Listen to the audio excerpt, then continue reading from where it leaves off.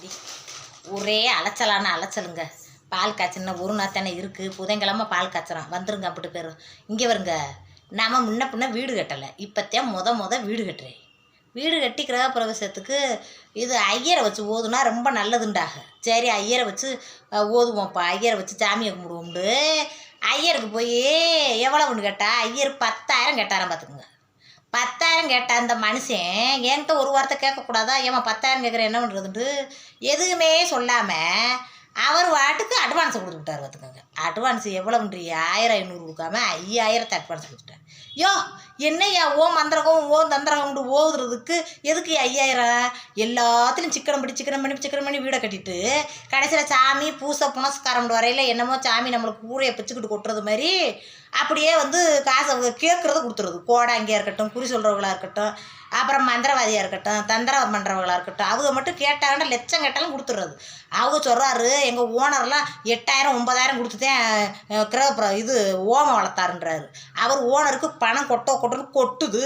அதனால் அவர் இப்போ ஒரு 10,000 கொடுத்து ஓமம் வளர்த்தா தப்பு இல்லை. நம்மளாம் அப்படியா 5க்கும் 10க்கும் என்னத்தையும் வடையை போட்டு என்னத்தையும் பொழப்பு நடத்திக்கிட்டு இருக்கேன். நம்மளுக்கு ஒரு 5,000 6,000க்கு ஒரு ஒல்லிப்பிச்சு போயிருக்கு, ஒரு குச்சியில் குள்ளிப்பிச்சு போயிரு கிடைக்க மாட்டாரா?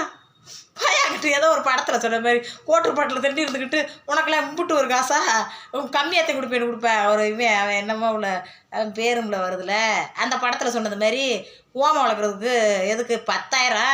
நான் இப்போ ஐயரை போன் அடிச்சு ஏங்க உங்களுக்கு என்ன அப்படி ஐயர் உங்களுக்கு 10,000க்கு என்ன ஓமம் வளர்க்க போறியா?